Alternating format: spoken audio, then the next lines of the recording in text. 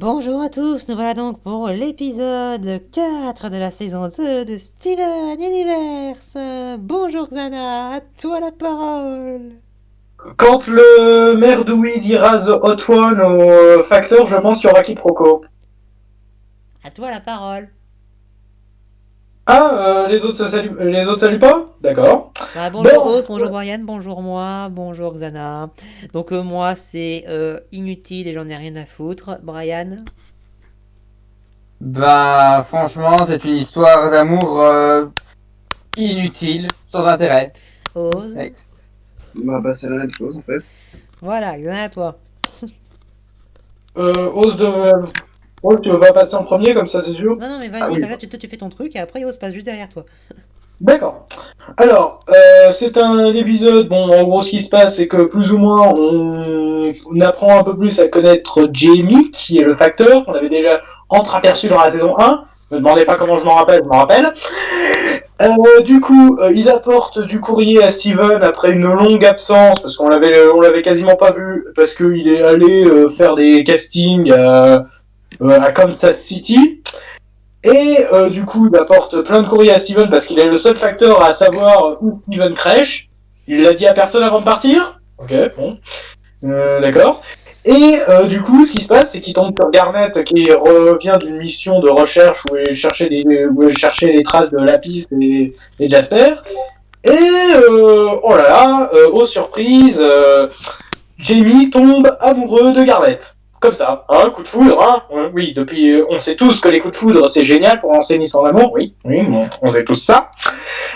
Donc, du coup, il va écrire une lettre enflammée à Garnet. Garnet va répondre en mode non, voilà. Donc, Steven et Connie vont essayer de remanier un peu tout ça après qu'ils aient appris qu'il avait subi pas mal d'échecs ces derniers temps. Et donc, ils essayent de jouer, ils essayent d'entrer dans son jeu, mais ils arrivent, comment dire, du coup, ce qui se passe, c'est qu'à cause de la lettre que Connie et Steven ont réécrite, le facteur va quand même revenir, et du coup, Garnet va l'envoyer se faire foutre. Du coup, il va déprimer machin, ils vont un peu s'en vouloir de ce qui s'est passé, enfin, surtout Steven et Connie, et au bout d'un moment, Garnet ira le voir, leur mettra un peu en scène avec un prétexte un peu débile, et du coup en lui disant bah ressaisis-toi, va faire autre chose, machin, et voilà. Épisode oubliable. Honnêtement, oubliable. Il n'y a pas grand chose que je déteste, mais il n'y a pas grand chose que j'aime bien non plus, hein, honnêtement. C'est pas. Ça respecte plus ou moins bien les personnages, on va dire, mais à part ça, c'est pas transcendantal, quoi. Voilà. J'espère qu'on n'aura pas le même délire avec le maire d'Ouï et Pearl, hein, parce que voilà, c'était juste un gag dans l'épisode 50. Ne l'exagérez pas, s'il vous plaît. Voilà, c'est tout. Ok, bah Os à toi. c'est très oubliable et pour moi c'est même assez moyen. C'est vrai que cet épisode a très peu d'intérêt parce qu'on sait très bien qu'il ne va strictement rien se passer puisque Garnet, comme c'est dit dans l'épisode, est littéralement une relation amoureuse. Enfin, je vois même pas d'où aurait venu l'idée de faire quoi que ce soit à partir de ça, surtout que Jamie n'est pas un personnage très. Son design est plat. Son design est très très plat comparé aux autres personnages de la série. Il n'est pas une personnalité à part le côté dramatique qui ressort vraiment. Et pour moi, tout ce à quoi ça sert, c'est une blague un petit peu marrante plus tard, et c'est tout. C'est aucun autre intérêt. Et en plus, l'épisode en lui-même est pas très bien, ça se base sur un quiproquo vu et revu et revu, à savoir le «Oh mon dieu, quelqu'un est amoureux de quelqu'un d'autre, mais c'est moi qui vais écrire des messages à sa place pour pas lui briser le cœur». C'est pas d'une originalité déconcertante. Pour moi, le seul détail qui est sympa, c'est le fait qu'effectivement, le facteur, en fait, on l'avait prévu avant, parce que je m'en ai pas rendu compte, donc comment ça respecte la continuité, et qu'on fait au moins référence à Jasper et Lapis. Donc, pourquoi faire un épisode centré là-dessus aussitôt? Forcément. Ça aurait sûrement pas intéressé grand chose. Ça aurait sûrement pas intéressé grand monde. Forcément. Mais bon, enfin, c'était pas nul, mais c'était pas bon. Donc, je pense que je mettrais une vague. Ok, ben la parole à notre cher conseil des 4. Donc, épisode 4 de la saison 2 de Steven Universe. Bon, je suis content qu'après 2 épisodes un peu pas de plafond, on retourne sur un bon épisode. Même si, entre nous, c'est pas un des meilleurs épisodes qui soit, mais il reste plutôt très sympathique. J'aime beaucoup déjà comment on essaye de rendre Garnet attirante, hein, faut qu'il dégouline sur elle. Et puis j'aime beaucoup le message à la fin. J'ai jamais cru au coup de foudre personnellement. Comme dit Garnet, moi je pense que l'amour ça se travaille avant tout. Donc j'aime beaucoup cette leçon qu'elle donne. Que c'est pas parce qu'on voit quelqu'un la première fois et qu'on la trouve jolie qu'on doit que ça suffit. Puis j'aime beaucoup comment Steven et Connie veulent essayer d'adoucir ses sentiments parce qu'ils sont piqués de lui. Ça les rend plutôt sympathiques, hein. Genre, je sais que parmi la React Squad, certaines personnes n'aiment pas Steven, mais même s'il y a des écarts parfois, moi je trouve que c'est notamment grâce à des moments comme ça que je l'apprécie parce il veut toujours aider les autres. Enfin, parfois il était égoïste dans les premiers épisodes, mais plus on avance, plus on voit qu'il a quand même, qu'il est quand même altruiste.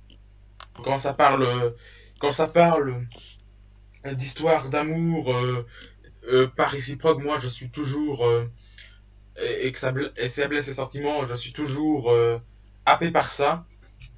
Voilà, c'est chouette. J'aime bien. Voilà, j'aime bien cet épisode.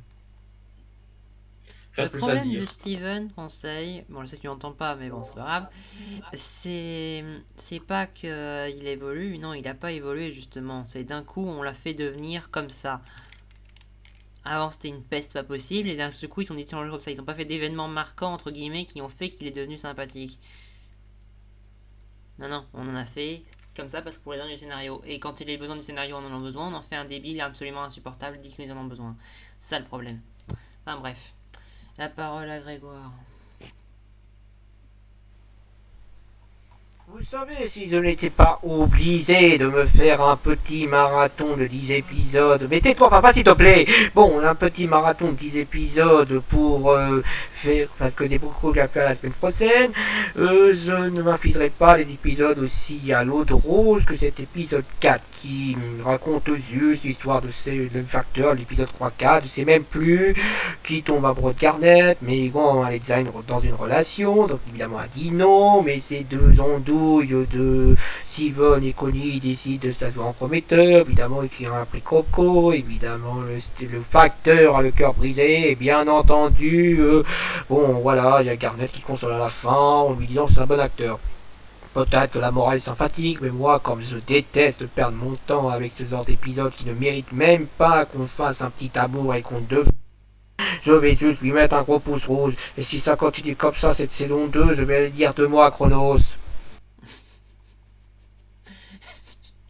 Parole à quelle?